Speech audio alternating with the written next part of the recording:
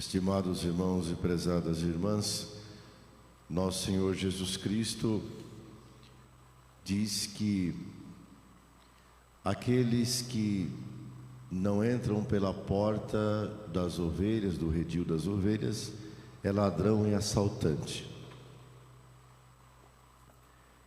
Então, se não entra pela porta, sobe por outro lugar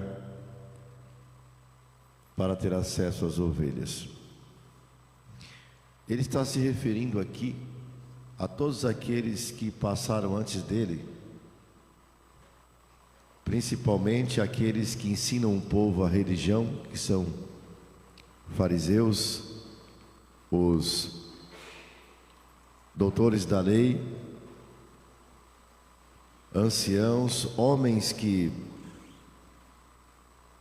aproveitam do povo ter sido escolhido por Deus, Israel, ou seja, os judeus, aonde Deus escolheu esse povo.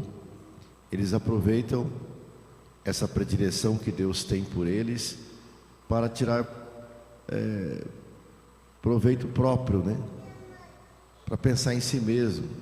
Abusam do povo, os fariseus, todos os outros, né?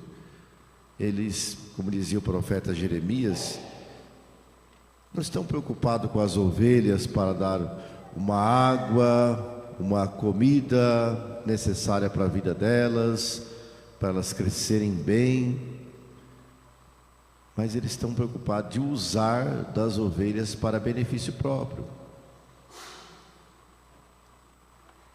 E nosso Senhor não se refere só a esses homens, né, antes dele, mas também após ele, os falsos profetas, aqueles que dizem que estão em nome de Jesus, mas não estão.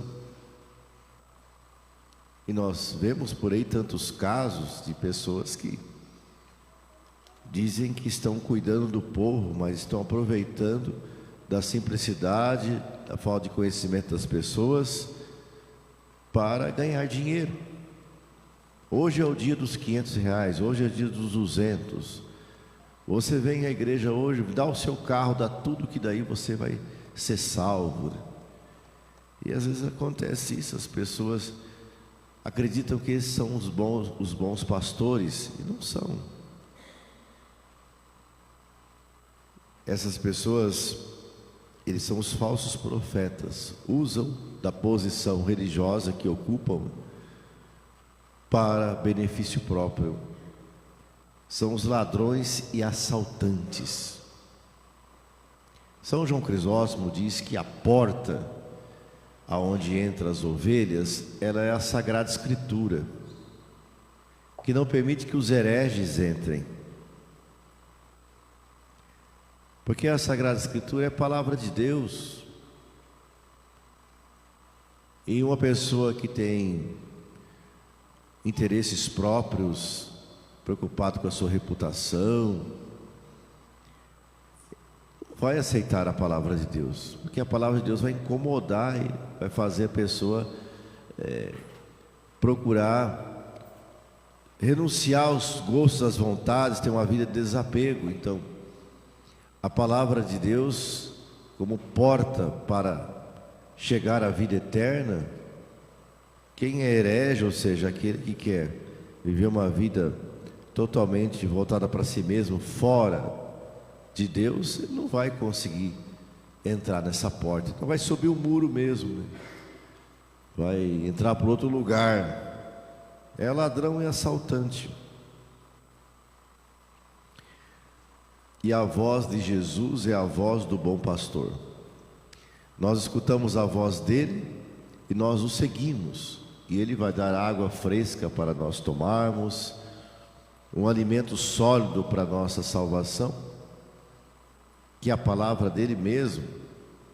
Ele mesmo é o alimento espiritual para nós, Cristo Senhor, o pão vivo descido do céu. Mas infelizmente acontece de pessoas escutarem outras vozes por aí que não é de Cristo. Temos que tomar cuidado. Nós que estamos à frente do povo de Deus, do rebanho de Cristo, das ovelhas, Nós somos autoridades religiosas, autoridades eclesiásticas, autoridades da igreja, para levar as pessoas à salvação da alma delas. É a lei suprema da igreja, a salvação das almas. É triste saber que hoje você vai em um lugar, uma pessoa diz: isso não é pecado mais, até aqui é pecado, daqui para cá não é mais. As coisas mudaram, hoje nós estamos vivendo uma época diferente, então pode isso, pode aquilo. Isso daí que o catecismo da Igreja Católica orienta, que o seu padre está orientando, isso daí é coisa passada. O padre seu é padre tradicionalista, é um padre, o padre da sua paróquia é um padre que dos anos 60, ou seja, atrasado, né? Hoje as coisas mudaram, pode sim fazer isso, fazer aquilo. Então a lei de Deus, os ensinamentos de Jesus, eles não mudam conforme a época. É para sempre, é eterno. Deus não muda a sua palavra como nós mudamos de roupa, né? O que Deus estabeleceu nos seus 10 mandamentos, no Monte Sinai, onde Moisés recebeu a tábua da lei, é para sempre os 10 mandamentos. Não tem que ficar mexendo naquilo que Deus fez. Nós não temos autoridade para isso. Nem o Papa, como sucessor legítimo de Pedro, ele tem autoridade para modificar os 10 mandamentos. Nenhum ser humano nesse mundo tem autoridade para modificar a palavra de Deus, a Sagrada Escritura. E por que alguém quer modificar? E dizer que hoje, por causa então da realidade de hoje, não é mais pecado. Como que se Deus tem que se adaptar aos nossos gostos, Deus tem que modificar a maneira dele pensar conforme nós queremos viver hoje. Isso é grave, isso é pecado fazer isso. Então muito cuidado quando você vai pedir um aconselhamento de uma autoridade eclesiástica, autoridade da igreja católica, e observa que não está em consonância com a doutrina oficial da igreja, com os ensinamentos do evangelho, essa pessoa, ela está totalmente fora de ser o bom pastor. É um lobo que pode te levar ao inferno, porque quer distorcer a palavra do bom pastor, que é Jesus. Hoje na primeira leitura, Pedro, ele fala a verdade abertamente a uma multidão em Jerusalém. E ele diz: olha, aquele Jesus que vocês crucificaram, vocês mataram, ele ressuscitou e hoje é Senhor e juiz de todos nós. Aí as pessoas começam a ter um conflito interno, ou seja, ficam com o coração aflito. E agora, o que nós vamos fazer? Porque o povo mandou crucificar Jesus. Jesus foi sentenciado com uma sentença de ladrão, de assassino. Foi réu. O povo foi o juiz, eles que julgaram Jesus Cristo. A humanidade julgou Jesus Cristo. Até parece hoje, né, esses católicos que ficam aí querendo modificar o ensinamento da doutrina de Cristo, os mandamentos da lei de Deus, não é diferente daquele povo que gritava: crucifica-o, crucifica. Crucificar Jesus, colocar ele como réu. Eu sou o juiz, eu determino como que tem que ser as coisas. E aí agora inverteu a situação. Jesus é juiz agora, está à direita do Pai para julgar os vivos e os mortos. E como fica? Aí o povo fica aflito. E agora? Nós os julgamos, e agora Ele vai nos julgar. O que nós vamos fazer agora? E aí Pedro responde para eles: convertei-vos e sejam batizados e recebam o Espírito Santo.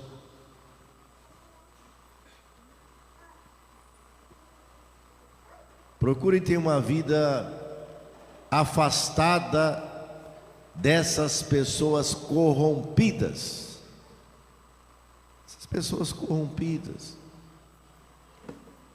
que querem viver uma vida longe do ensinamento de Jesus.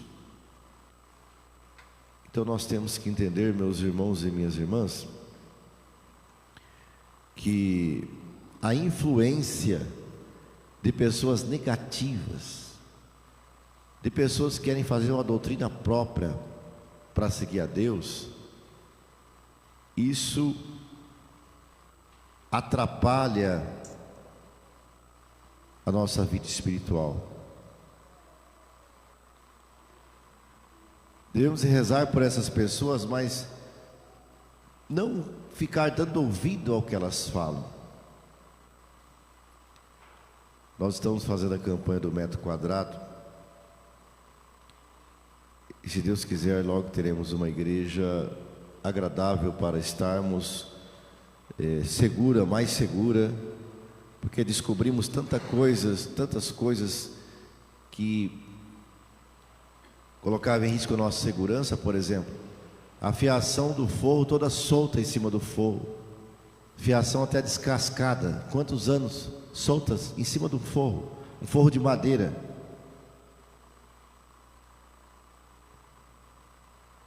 Então isso pode provocar um incêndio.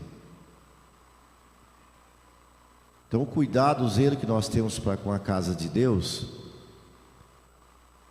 de não é só se preocupar com a questão de arte, do belo que nos atrai a Deus, a adorá-lo com mais força, mais profundidade, mas também a estrutura física que nos garante uma certa segurança. Então nós unimos daí o que é belo, o que é sagrado, que o sagrado tem que ser exaltado, porque Deus é tudo na nossa vida, de uma forma bela, muito bela, mas ao mesmo tempo então está unido o que nos mantém seguros, e por isso é feito um orçamento de tudo, reparo hidráulico, elétrico, tudo. E é claro que você vai conversar com algumas pessoas, nem todas dão essas mesmas respostas. Pessoas desanimadas. Eu vou ajudar a igreja para quê? Para que precisa fazer isso aí? Eu não gosto desse padre, como se a igreja fosse minha, né? Então não se deve ficar mantendo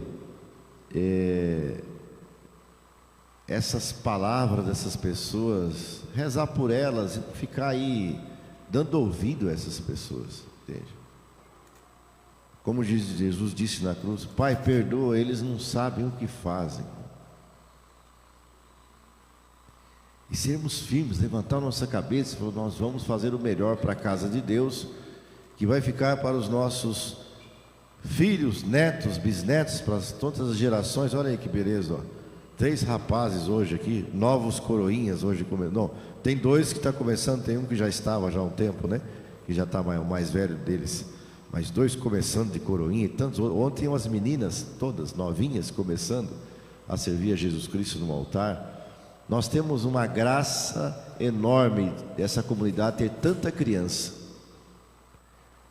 E um dos objetivos de incentivar a criançada é isso, é o nosso futuro. Quem vai ficar com essa igreja aí depois que nós formos embora? São eles. Nós temos que deixar o melhor para eles. E eles vão aprendendo já dessa idade já o zelo, o carinho que nós temos para a casa de Deus. E eles vão fazer a mesma coisa quando eles ficarem na nossa idade. A mesma coisa. Olha, eu aprendi no meu pai, da minha mãe, do meu avô, da minha avó, que a gente tem que ter zelo pela casa de Deus, cuidar daquilo que Deus, que é o encontro com Deus, dar o melhor de nós. Eles já vão aprendendo de criança já. O respeito que nós temos a um ambiente sagrado, aonde a gente entra com o batismo na casa de Deus, entra com o batismo, faz a primeira comunhão, toma o corpo e o sangue de Jesus, imagine, participa do sacrifício do Calvário, do altar, é crismado pelo bispo, confirma o batismo que recebeu quando criança, casa na igreja, se precisa rezar pela recuperação da saúde, se alguém fica doente, é aqui que nós rezamos, colocamos no altar os nossos irmãos enfermos e tudo. E depois se acontece da pessoa ir para junto de Deus, rezamos missa de sétimo dia. Quer dizer, a igreja está sempre à disposição. Então assim, ela fica e nós passamos. A casa de Deus, a estrutura sagrada, ela fica e nós passamos. E quantos vão passando por aqui se alimentando de Deus, indo embora? E por que eu não posso dar o melhor para a casa de Deus? Então deve ficar escutando essas conversinhas por aí, sabe? De pessoas mesquinhas que precisam se converter, precisam buscar mais a Jesus, colocar Nossa Senhora como a rainha do céu e da terra. Falando nisso, quinta-feira nós vamos começar, eu acabei esquecendo de avisar ontem, a novena de Nossa Senhora de Fátima. Começa quinta-feira e termina na outra semana, na sexta-feira. 9 dias de devoção a Maria Santíssima. Nós temos uma imagem aqui, essa aqui é de Nossa Senhora do Carmo, mas nós temos uma imagem aqui belíssima de Nossa Senhora de Fátima, que uma pessoa trouxe nos ombros, lá da Capela Santo Antônio, trouxe nos ombros, uma imagem enorme de Nossa Senhora de Fátima, até aqui a cidade. Isso a gente tem que se alegrar com isso. A devoção começou década de 60, 70, as pessoas com a devoção enorme aqui em Lidianópolis, a Nossa Senhora de Fátima. Então tem uma novena para exaltar a presença de Maria Santíssima em nossa vida. Desde o começo da paróquia de Lidianópolis já tinha pessoas com a devoção enorme a Nossa Senhora de Fátima, que carregavam a imagem nos ombros, a pé, lá do Santo Antônio até aqui. Santo Antônio de carro até aqui não é longe, agora a pé, imagina. E na época que não era nada cascalhado, não tinha pedra ainda, era tudo barro, era tudo difícil. Vocês não imaginam? Tudo poeirão a estrada. Então tudo isso temos que... E quantos de nós aqui tem experiência bonita de devoção a Nossa Senhora? Então, quinta-feira, 7h30 da noite, começa a novena. Vamos participar. Então, tudo riqueza nossa, né? Então não pode ficar dando ouvido a essas pessoas, o que Pedro fala hoje. Afastai-vos dessa gente corrompida. Pessoas corrompidas pelo pecado, quer viver no pecado, só fica pensando no umbigo delas, na vida delas, né? E aí você vai pedir ajuda para arrumar a igreja, para fazer isso aqui. Para que isso? Para que? Tá bom assim? Sempre rezei assim?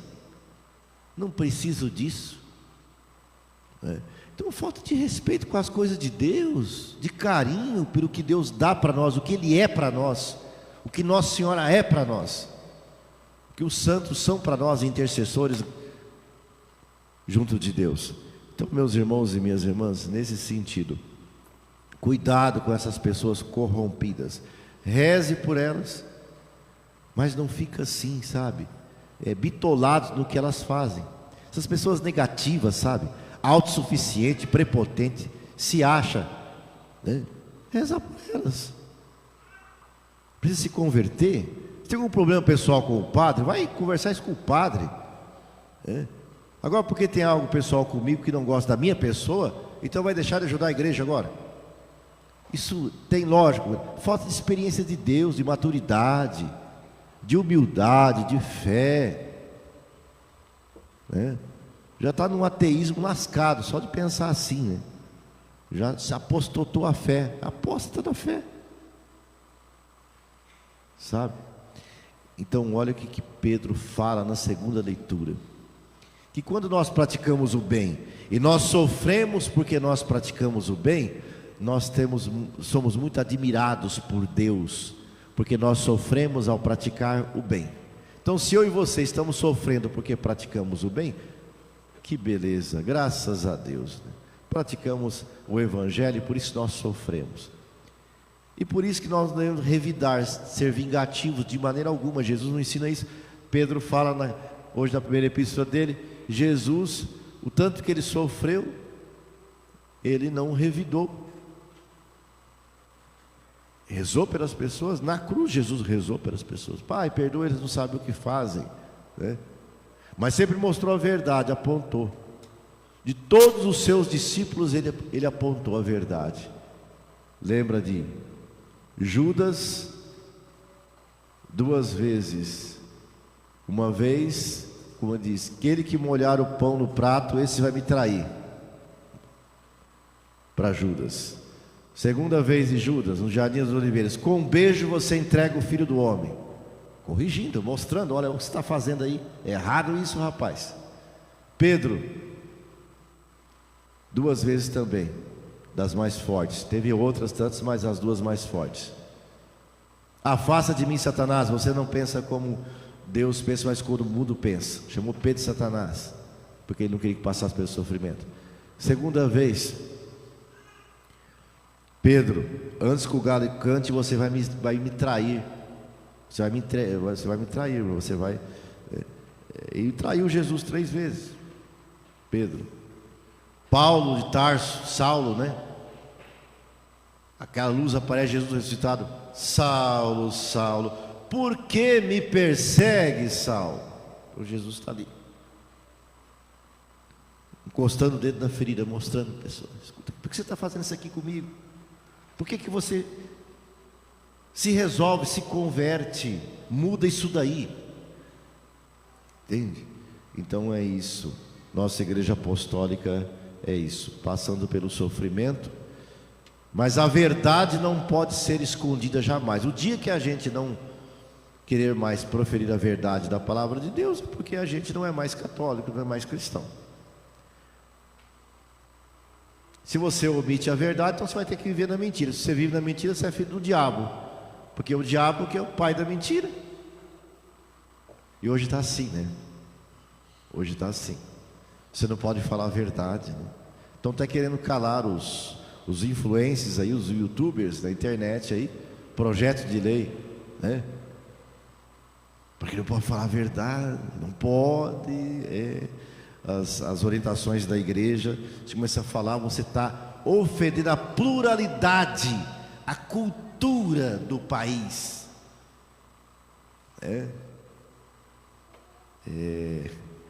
Você não pode, dentro da sua igreja, você não pode falar a verdade, né? Senão te filmam, tiram foto, mandam você por fora para fazer oitiva, né? Eu sou experiência viva disso, né? Aqueles que ajudaram, que estão aqui na missa a fazer isso, né? Olha, vocês perderam, porque foi arquivado. Vocês perderam. E aqueles outros simpatizantes que incentivavam o grupinho a fazer isso, vocês perderam. E cuidado, eu digo, não mexam com os ungidos de Deus. Mais cedo ou mais tarde, Deus vai te dar uma resposta nisso daí. Não brinquem com o que é sagrado, com os representantes de Deus. Não zombem daqueles que Deus colocou à frente do rebanho. Não zombem. Não persigam. Se estão perseguindo o próprio Cristo. Muito cuidado. Mas é claro que geralmente quando está nessa situação já não acredita em mais nada, né? Já tem a doutrina própria, né? Doutrina social própria. Que o Senhor Deus nos dê força para enfrentarmos, assim como Ele enfrentou os seus algozes e tudo mais.